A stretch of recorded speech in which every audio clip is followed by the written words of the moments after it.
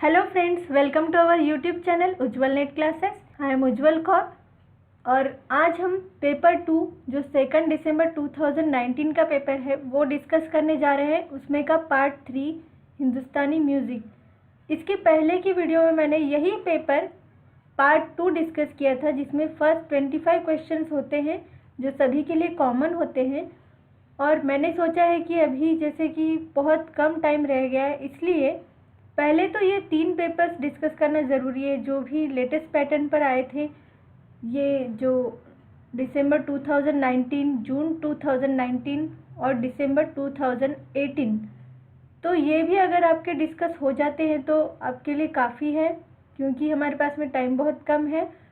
पर इसके ही थ्रू आप कुछ एक्स्ट्रा इन्फॉर्मेशन ले सकते हैं। जैसे कि मैंने जहाँ पर एक्सप्लेनेशन चाहिए वहाँ पर मैंने चारों ही ऑप्शंस को बहुत डिटेल में एक्सप्लेन किया है। इसके पहले की वीडियो में ताल पर काफ़ी प्रश्न थे, इसलिए मैंने स्लाइड्स के थ्रू आपको डिस्क्रिप्शन दिया था ऑप्शंस का, तो आप देख सकते हैं कि कितने अच्छे से मैंने एक्सप्लेन किया है। और अभी इन वीडियोस में मतलब जहाँ भी मुझे ज़रूरत नहीं लगी, इसलिए मैं सिर्फ ओरली एक्सप्लेनेशन दे रही हूँ। तो आप खुद नोट कर सकते हैं। एक नोटबुक और पेन लेकर बैठिए आप, और सुनते सुनते आप नोट करते जाइए और लास्ट में आप रिवाइज कर लीजिए। जब ये पेपर आप सुन लेते हैं पूरा, तो पूरा जो भी आपने नोट किया है उसको आप रिवाइज कर लीजिए, एक बार रीड कर लीजिए। इससे आपका बहुत अच्छे तरीके से रिवीजन होगा। और जो भी चार्ट्स है जो सिर्फ आपको याद करके जाने हैं वो मैं टेलीग्राम चैनल पर शेयर कर रही हूँ। कुछ चार्ट्स मैंने शेयर किए भी हैं, तो आप लिंक डिस्क्रिप्शन बॉक्स में देख सकते हैं। और इसकी पहले की वीडियो ज़रूर देखना आप, क्योंकि आपको समझ में आएगा कि पहले 25 क्वेश्चंस कौन से थे। और ऐसे ही आपको ये एक पेपर 4 वीडियोस में मिलेगा, यानी कि आपने ये नहीं सोचना है कि एक ही पेपर को 4 वीडियोस या फिर 2 घंटे क्यों दे। तो आप ये भी सोच सकते हैं कि कितनी सारी इन्फॉर्मेशन मिल रही है आपको। हम वैसे कोशिश तो करेंगे कि ज़्यादा से ज़्यादा पेपर्स कवर हो सके। अगर नहीं भी होते हैं तो आप इतना भी पढ़ के जाएंगे तो काफ़ी है आपके लिए। वैसे हमने दिसंबर में एग्ज़ाम होगी ये सोचकर चैनल शुरू किया था, तो अभी इतने शॉर्ट नोटिस में इतना ही पॉसिबल होगा। वैसे मैं कोशिश कर रही हूँ कि ज़्यादा से ज़्यादा आपको प्रोवाइड कर सकूँ, आपका ज़्यादा से ज़्यादा रिवीजन करवा सकूँ। पर अब हमारे पास में टाइम कम है, इसलिए अब हम उसी हिसाब से चलेंगे। और जिन्हें भी करेक्शन करवाना है फॉर्म में, मैंने कल वैसे नोटिफिकेशन बताया था आपको, जिन्होंने नहीं किया है करेक्शन अपने फॉर्म में वो कर सकते हैं। लिंक मैंने डिस्क्रिप्शन बॉक्स में दी है, आप जल्दी से करवा लीजिए। और ये जो पेपर है इसके बारे में अगर आपको कोई भी डाउट रहता है तो आप मुझे कमेंट बॉक्स में पूछ सकते हैं। वैसे ये सारे जो पेपर्स रहेंगे वो पूरी तरह से आंसर की से वेरीफाइड रहेंगे। मैंने पूरी तरह से एनालाइज भी किया है सारे आंसर्स को। तो जो भी क्वेश्चन में इशू रहता है और उनकी तरफ से यूजीसी की तरफ से उन क्वेश्चंस को पूरे मार्क्स दिए गए थे सभी को। तो ऐसे जो भी क्वेश्चंस आएंगे मैं आपको बताती रहूँगी। और इस वीडियो में हम ये पार्ट 3 के 25 क्वेश्चंस डिस्कस करने जा रहे हैं। तो चलिए शुरू करते हैं। फर्स्ट क्वेश्चन है, given below are 2 statements labelled as assertion and reason.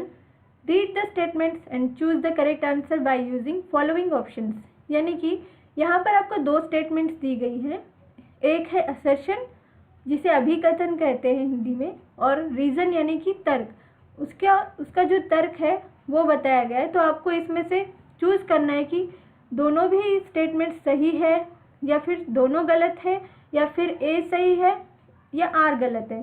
तो इसी तरह से आप देखेंगे कि क्या दिया है। असर्शन यानी कि अभिकथन, द वादी ऑफ राग खमाज इज गांधार एंड वादी ऑफ देश इज ऋषभ। यानी कि खमाज का जो वादी है वो गांधार है यानी कि ग, और देश राग का वादी स्वर ऋषभ है यानी कि रे। तो ये हम इसके साथ ही हम वादी संवादी दोनों भी देखेंगे। खमाज की वादी संवादी है ग नी यानी कि गांधार निषाद, और देश की वादी संवादी है ऋषभ पंचम यानी कि रे प। और रीजन क्या दिया गया है देखते हैं। The ragas consisting of Khamaj मेल है, यहाँ पर या स्पेलिंग मिस्टेक देख रहे होंगे आप, मेल है ये। एंड खमाज अंग आर कंसिडर्ड टू बी गांधारवादी राग and those consisting of Sorath अंग आर कंसिडर्ड टू बी ऋषभवादी राग, यानी कि जो भी खमाज अंग या खमाज मेल के राग होते हैं वो गांधारवादी होते हैं, और जो भी सोरठ अंग के राग होते हैं वो ऋषभवादी होते हैं, जैसे कि ये देश राग है। इसलिए ये जो तर्क है वो सही है। हमें पहले यहाँ पर मैंने पिछले वीडियो में भी बताया था कि जैसे असर्शन रीजन के पेपर 1 में भी हमें काफ़ी क्वेश्चंस आते हैं, तो असर्शन के बाद में आपको क्योंकि लगा कर देखना है तो आपको समझने में आसानी होगी।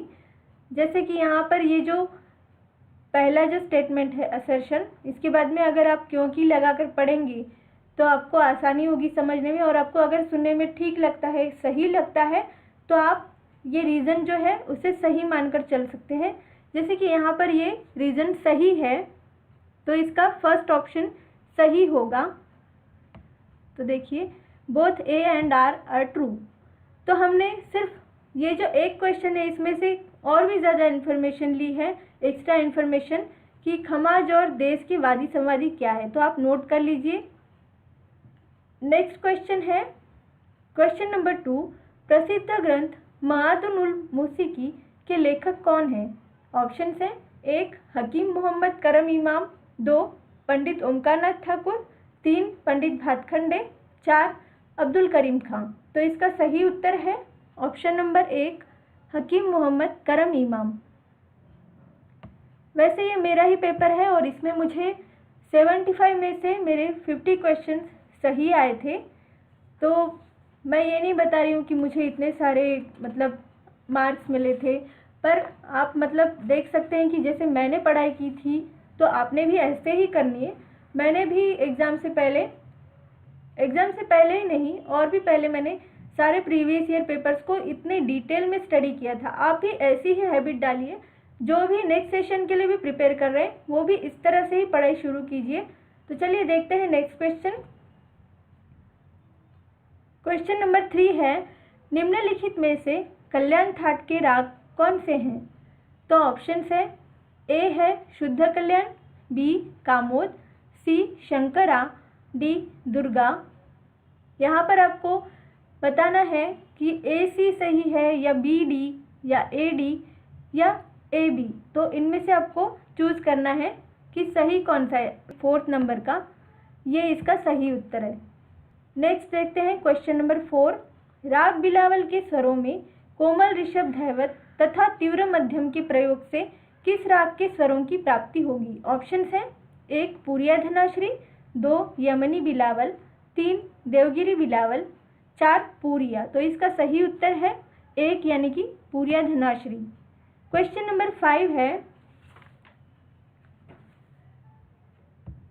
नाट्यशास्त्र में साधारण से क्या तात्पर्य है? देखिए फिर से यहाँ पर नाट्यशास्त्र पर एक प्रश्न आया है। जैसे कि मैं बता रही थी, नाट्यशास्त्र वैसे भरत मुनि द्वारा लिखित है, आप ये भी नोट करते चलिए। जो भी आपको एक्स्ट्रा नॉलेज मिल रही है आप लीजिए, नोट कीजिए। संगीत रत्नाकर और नाट्यशास्त्र, इससे काफ़ी सारे प्रश्न आते हैं। तो देखते हैं प्रश्न क्या है। नाट्यशास्त्र में साधारण से क्या तात्पर्य है?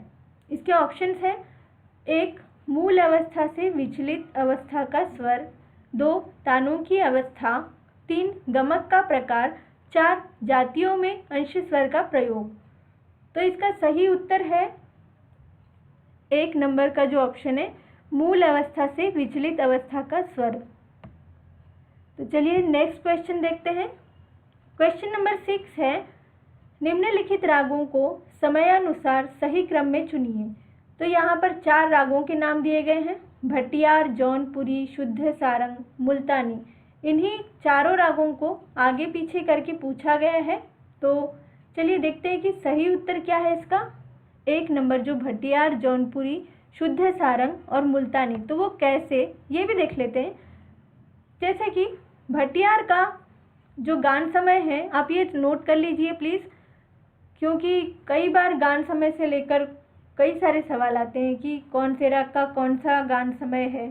तो भटियार का जैसे कि रात का अंतिम प्रहर है, और जौनपुरी शुद्ध सारंग का दिन का दूसरा प्रहर है, और मुल्तानी का दिन का चौथा प्रहर, इसलिए मुल्तानी लास्ट में आएगा।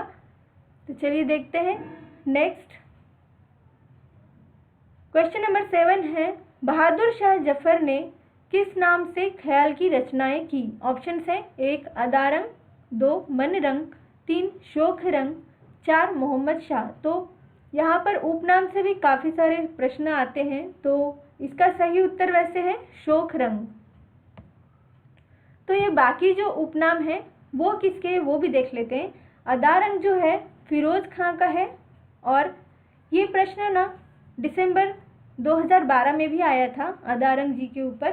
फिरोज खां जो अपना उपनाम अदारंग लिखते थे, और मनरंग जो है वो भूपत खां का है उपनाम, और मोहम्मद शाह जी का उपनाम है सदा रंगीले। उन्होंने इस नाम से बंदिशें लिखी थी। तो आप ये भी नोट कर लीजिए जो बाकी मैंने बताया है। तो देखिए, आप सिर्फ एक ऑप्शन नहीं, पूरे 4 भी ऑप्शन देखते चल रहे हैं, चारों भी ऑप्शंस की आपको इन्फॉर्मेशन मिल रही है, तो आप नोट कर लीजिए ज़रूर। क्वेश्चन नंबर 8 है, निम्नलिखित में से कौन सा राग असावरी थाट का नहीं है? यहाँ पर सब में इम्पोर्टेंट चीज़ ये है कि यहाँ पर नहीं है पूछा गया है। कई बार स्टूडेंट्स ऐसी गलती करते हैं पेपर में कि ये नहीं है को नहीं पढ़ेंगे, इससे उत्तर गलत आएगा फिर।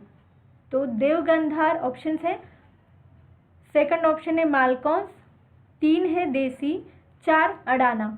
तो इसमें से कौन सा राग असावरी थाट का नहीं है ये पूछा गया है। तो आपको पता होगा कि मालकौंस भैरवी थाट का है और बाकी सब असावरी थाट के हैं। तो इसका सही उत्तर है 2 मालकौंस।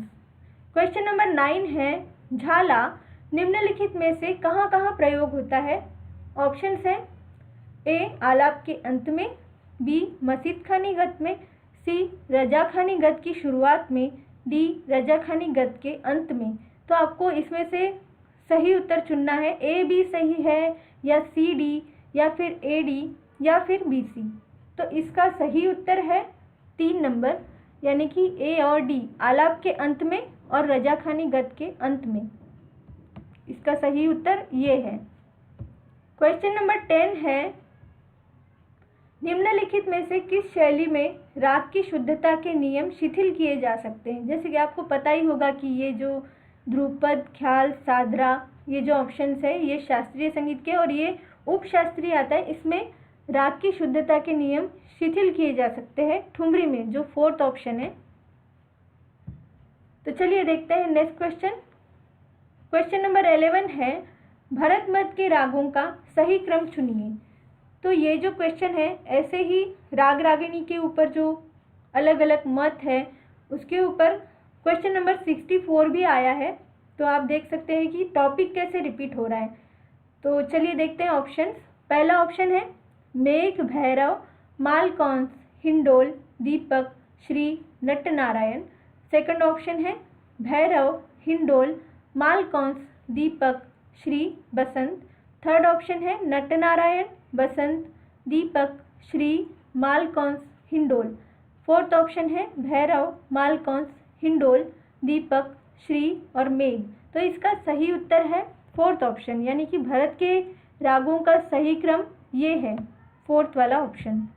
नेक्स्ट क्वेश्चन देखते हैं। क्वेश्चन नंबर 12, मागधी, अर्धमागधी, संभाविता, पृथुला आदि किस शैली के नाम है ये पूछा गया है।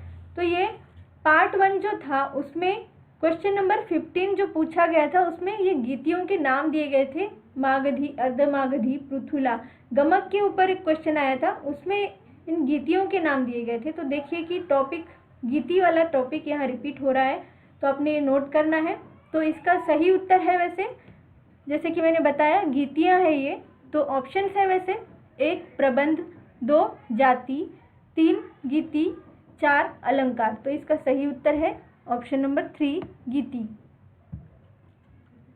क्वेश्चन नंबर 13 है, मध्यम ग्राम की शुद्ध मध्यमा मूर्छना का आरंभिक स्वर क्या है? ऑप्शंस हैं 1 मध्यम, 2 षड्ज, 3 पंचम, 4 ऋषभ। तो इसका सही उत्तर है षड्ज। वैसे ये जो मध्यम ग्राम की पूछा गया है और यहाँ पर शुद्ध मध्यमा मूर्छना का आरंभिक स्वर पूछा है, तो कई स्टूडेंट्स कंफ्यूज हो सकते हैं, जैसे कि मुझे हुआ था कंफ्यूजन कि मध्यम है। तो नहीं, इसका सही उत्तर षड्ज है। क्वेश्चन नंबर 14 है, यहाँ पर आपको 2 सूचियाँ दी गई है और उनका मिलान करना है। तो देखिए यहाँ पर पंडित पलुस्कर जी की और भातखंडे जी की जो स्वरलिपि पद्धति है उसके ऊपर ये प्रश्न पूछा गया है। तो यहाँ पर रे ग ध जो कोमल स्वर होते हैं पलुस्कर पद्धति में हलंत किया जाता है और हमारे भातखंडे स्वरलिपि पद्धति में आड़ी रेखा दी जाती है। और जो मंद्र सप्तक के सुर होते हैं पलुस्कर पद्धति में ऊपर टिम्ब लगाया जाता है और बिंदी लगाई जाती है मतलब, और भातखंडे में स्वर के नीचे बिंदी लगाई जाती है। और यहाँ पर सी जो ऑप्शन है ये मिसिंग था, तो हम ये गेस कर सकते हैं कि ये इसका सी का सेकंड होगा। और डी का जो है ये तीव्र स्वर के लिए पलुस्कर पद्धति में स्वर के ऊपर खड़ी रेखा दी जाती है और हमारे यहाँ पर डी का है 3, यानी कि सॉरी ये तार सप्तक के सुरों के बारे में बोला गया है। तो यहाँ पर हम भातखंडे स्वरलिपि पद्धति में स्वर के ऊपर बिंदी रखते हैं, बिंदी लगाते हैं। तो इसका सही उत्तर होगा ऑप्शन नंबर 3। तो आप देख सकते हैं ए का 4, बी का 1, सी का 2 और डी का 3। नेक्स्ट क्वेश्चन देखते हैं, क्वेश्चन नंबर 15। निम्नलिखित में से बिलावल को शुद्ध ठाट किन विद्वानों ने माना है? तो यहाँ 4 ऑप्शंस दिए गए हैं। ऑप्शन ए है मोहम्मद रजा, बी मोहम्मद करम इमाम, सी सवाई प्रताप सिंह, डी शारंगदेव। तो आपको इसमें से चुनना है ए सी सही है या बी डी या ए डी तथा बी या सी। तो इसमें से कौन सा सही है वो देखना है आपको। इसका सही उत्तर है ए और सी, 1 नंबर, यानी कि मोहम्मद रजा और सवाई प्रताप सिंह इन्होंने बिलावल को शुद्ध ठाट के रूप में माना था। तो नेक्स्ट क्वेश्चन देखते हैं, क्वेश्चन नंबर 16 है हृदय रमा किसका नाम है? ऑप्शंस है 1 राग, 2 ताल, 3 मेल, 4 ग्रंथ। तो इसका सही उत्तर है ये मेल का नाम है। नेक्स्ट क्वेश्चन देखते हैं, क्वेश्चन नंबर 17 भिन्न को चुनिए। ऑप्शंस है 1 शाहमीर खां, 2 अमीर खां, 3 अब्दुल हलीम जाफ़र खां, 4 धोंडूताई कुलकर्णी। तो इसका सही उत्तर है ऑप्शन नंबर 3 अब्दुल हलीम जाफ़र खां। नेक्स्ट है क्वेश्चन नंबर 18।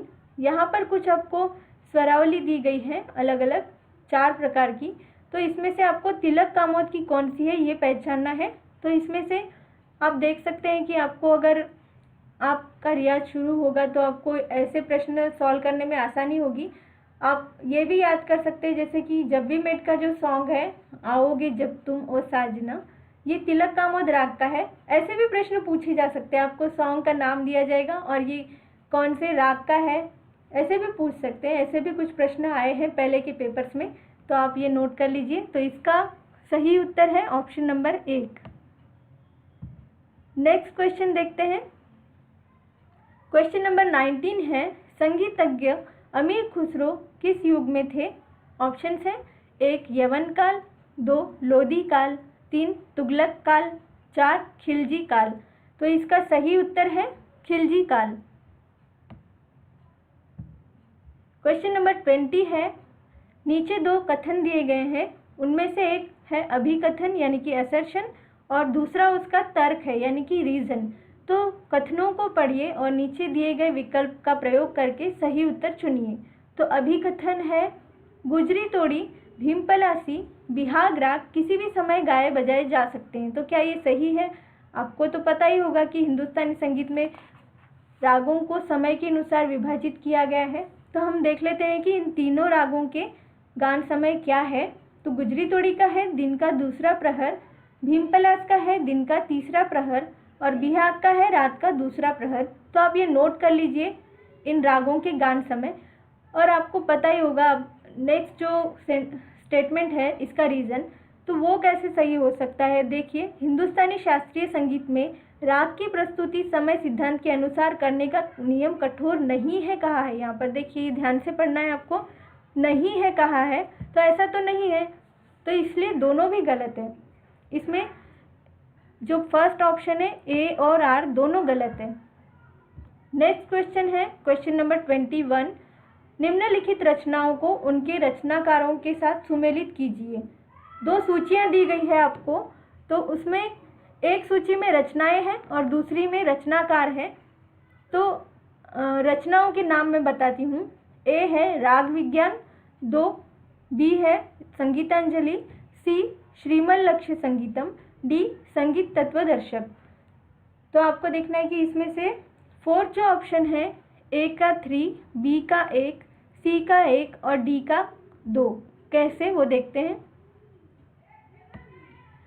ए का 3 यानी कि राग विज्ञान B.R. पटवर्धन का है और बी संगीतांजलि जो है वो ओमकारनाथ ठाकुर का है और सी 4 यानी कि श्रीमल लक्ष्य संगीतम भातखंडे का है और डी संगीत तत्वदर्शक ये वी.डी. पलुस्कर का यानी कि विष्णु दिगंबर पलुस्कर। तो आपने नोट कर लेना है अच्छे से। क्वेश्चन नंबर 22 है, भेंडी बाजार घराने की गायिका कौन है।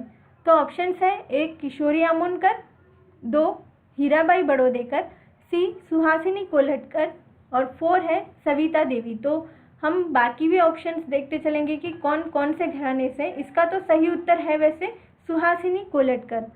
किशोरी आमोनकर को तो सभी जानते होंगे, जो अल्लादिया खां के शिष्य मोगूबाई कुर्डीकर है, उनकी ये पुत्री है, उनकी बेटी किशोरी आमोनकर, जो कि जयपुर अतरौली घराने से है। तो आप ये जो मैं एक्स्ट्रा इन्फॉर्मेशन आपको बता रही हूँ, आप नोट करते चलिए कि ये बाकी सब भी कौन से घराने से, इनके गुरु या पिता कौन हैं। तो हीराबाई बड़ौदेकर जो है किराना घराने की जो अब्दुल करीम खां थे, उनकी ये बेटी थी हीराबाई बड़ौदेकर। और सुहासिनी कोल्हटकर तो बताया ही गया है कि भेंडी बाजार घराने की गायिका थी है। तो नेक्स्ट ऑप्शन है सविता देवी। ये मुझे लगता है कि कुछ स्टूडेंट्स जानते होंगे इनके बारे में और उतनी प्रचलित नहीं है, या फिर हो सकता है कि पता नहीं होगा आपको। तो नोट कर लीजिए आप, जो सिद्धेश्वरी देवी ठुमरी गायिका थी, उनकी ये बेटी है। तो आप ये नोट कर लीजिए। इन्हें सविता महाराज भी कहा जाता था, क्योंकि ये जो बनारस घराने के सुप्रसिद्ध तबला वादक थे किशन महाराज, उनकी पत्नी थी और ये पूरब अंकी बनारसी ठुमरी गाती थी। तो चलिए देखते हैं नेक्स्ट क्वेश्चन नंबर 23 है, निम्नलिखित में से किस वाद्य यंत्र में घसीट का प्रयोग होता है। तो ऑप्शंस है, 1 शहनाई, 2 बांसुरी, 3 सरोद, 4 सितार। तो इसका सही उत्तर है 4 सितार। सितार में घसीट का प्रयोग किया जाता है। नेक्स्ट क्वेश्चन है क्वेश्चन नंबर 24, संगीत रत्नाकर के अनुसार अभ्युच्चय अलंकार है। ऑप्शंस है, 1 एक स्वर छोड़ते हुए आरोह करना, 2 7 स्वरों का क्रमिक आरोह, 3 स्वरों का क्रमिक आरोह, 4 स्वरों का क्रमिक आरोह। तो इसका सही उत्तर है ऑप्शन नंबर 1 एक स्वर को छोड़ते हुए आरोह करना है। देखिए यहाँ पर फिर से संगीत रत्नाकर से एक प्रश्न आया है जो शारंगदेव लिखित है, आप ये नोट कर लीजिए। वैसे अब तक सभी को याद हो ही गया होगा कि संगीत रत्नाकर शारंगदेव जी का है और नाट्यशास्त्र भरत मुनि का है। क्वेश्चन नंबर 25 है आज की वीडियो का लास्ट क्वेश्चन, स्वरों की विकृत अवस्था की बढ़ती संख्या के अनुरूप ठाट का सही क्रम कौन सा होना चाहिए। तो इसमें कौन से रागों में कितने विकृत स्वर है उसके हिसाब से आपको सही क्रम लगाना है, जो कि ऑप्शंस दिए गए हैं काफी, कल्याण और असावरी। वैसे इन तीनों रागों को आगे पीछे करके पूछा है उन्होंने, तो इसका सही उत्तर थर्ड ऑप्शन होगा, कल्याण, काफी और असावरी। वो कैसे देखते हैं आप नोट कर लीजिए अब जो मैं बताने जा रही हूँ। कल्याण में वैसे सभी को पता होगा कि एक ही विकृत स्वर है जो कि मध्यम होता है, और काफी में 2 विकृत स्वर होते हैं, ग और नी यानी कि गांधार और निषाद। असावरी में 3 विकृत स्वर होते हैं, ग, ध, नी यानी कि गांधार, धैवत और निषाद। तो इस तरह इसका सही उत्तर होगा कल्याण, काफी, असावरी। तो यही थे आज के 25 प्रश्न जो हमने डिटेल में जाने, और नेक्स्ट वीडियो में मैं क्वेश्चन नंबर 26 से 50 तक एक्सप्लेन करूँगी। तो इससे क्या होगा, आपको और भी कुछ नया सीखने को मिल रहा है इन प्रश्नों के थ्रू। तो हम ऐसे ही कोशिश करेंगे कि ज़्यादा से ज़्यादा क्वेश्चन पेपर कवर हो पाएँ, और ये वैसे मैंने बताया था आपको कि टेलीग्राम चैनल पर मैं जितने भी मेरे हैंड रिटन चार्ट्स हैं वो शेयर कर रही हूँ, तो आप ज़रूर चैनल ज्वाइन कीजिए। लिंक डिस्क्रिप्शन बॉक्स में दी है, और अगर नहीं मिल रहा है आपको, लिंक एक्सेस नहीं हो रही है, तो आप उज्ज्वल नेट क्लासेस इसे सर्च करेंगे तो आपको मिल जाएगी। और ऑल द बेस्ट सबको रिवीजन के लिए। अच्छे से पढ़ाई कीजिए, टेंशन नहीं लेना है। पहले हम ये जो 3 क्वेश्चन पेपर है दिसंबर और जून के 2019 के और दिसंबर 2018 का, तो ये तीनों भी पहले कवर करेंगे, और अगर मैक्सिमम होते हैं इससे भी ज़्यादा तो अच्छी बात है। और आप नोट करते चलिए, आपको ये जो पेपर्स है तीनों भी पूरे 100 क्वेश्चंस एक वीडियो में अगर मैं लेती तो बहुत बड़ी वीडियो हो जाती, आप भी बोर हो जाते हो सकता है। या फिर मुझे लगता है कि जो भी ज़्यादा हमें पढ़ना है उससे हम अगर ब्रेक कर करके पढ़ेंगे तो अच्छे से ध्यान में रहता है हमारे। तो आपने ये नहीं सोचना है कि एक पेपर के 4 वीडियोस कैसे, तो इसलिए क्योंकि हम कुछ एक्स्ट्रा उनमें से इन्फॉर्मेशन ले रहे हैं, सिर्फ इतना नहीं देख रहे हैं कि कौन से क्वेश्चन का कौन सा करेक्ट आंसर है, ये तो आप सब जगह देखते ही होंगे, पर यहाँ पर बाकी जो ऑप्शन है वो भी एक्सप्लेन किए हैं मैंने।